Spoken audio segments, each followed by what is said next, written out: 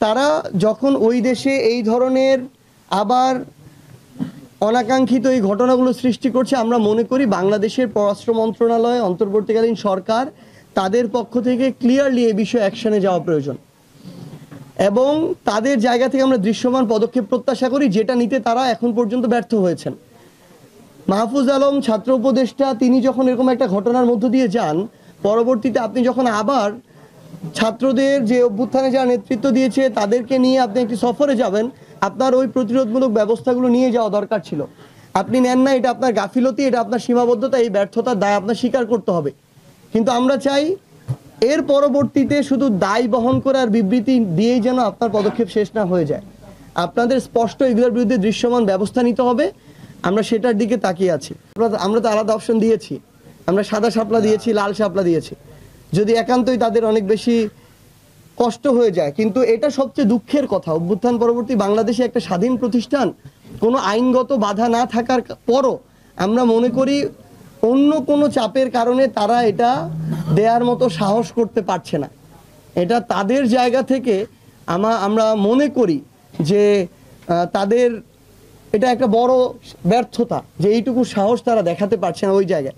তো আমরা নতুন করে আবার আবেদন করেছি, আপনারা দেখেছেন ইতিমধ্যেই যে শাপলা প্রতীক তারা বলছে সংযুক্ত করা হয়নি, অথচ আমরা যেদিন আবেদন করেছি সেদিন থেকে তো তার এই প্রক্রিয়া যাওয়ার কথা ছিল, যেহেতু আমরা শাপলা চেয়েছি, আইনগত বাধা থাকলে কোনো কথা ছিল না। তো আমরা নতুন করে সংযুক্ত করার আবেদন করেছি আমাদের জায়গা থেকে, যেহেতু আরও আমরা মনে করি নির্বাচনের একটা বড় সময় আছে, এত সময়ের কোনো প্রয়োজন নেই এটা সংযুক্ত করতে। আমরা আশা করছি যে অভ্যুত্থান পরবর্তী বাংলাদেশে কারো সাথে কোনো প্রভাবকের দ্বারা প্রভাবিত হয়ে ইনজাস্টিস হবে না। আমরা আশা করছি শাপলা প্রতীক সংযুক্ত করা হবে এবং আমরা সেটা মার্কা হিসেবে পাবো।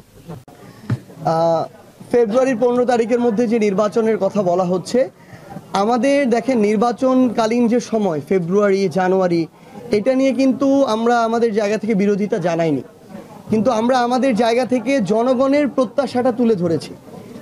আমরা বলেছি যে মৌলিক সংস্কারগুলো যদি না হয়, জুলাই সনদের আইনগত একটা শক্ত ভিত্তির উপরে এই জুলাই সনদের ভিত্তিতে যদি নির্বাচন না হয়, এবং আমরা যে সংস্কারগুলোর কথা বলছি এগুলো সংস্কারগুলো সাস্টেইনেবল হওয়ার জন্য, আইনগত ভিত্তি শক্ত হওয়ার জন্য যে গণপরিষদের নির্বাচন, একই সাথে নির্বাচন উইথ গণপরিষদ, এই গণপরিষদ নির্বাচনটা যদি না হয়, এত বড় যে একটা গণহত্যা হলো, এটার যদি আমরা ন্যূনতম বিচারিক প্রক্রিয়ার দৃশ্যমান রায় আমরা না দেখতে পাই, তাহলে আপনি যেই সময়সীমায় বলেন না কেন, সেই সময়সীমা এটা জনগণের আকাঙ্ক্ষার সাথে প্রতারণা।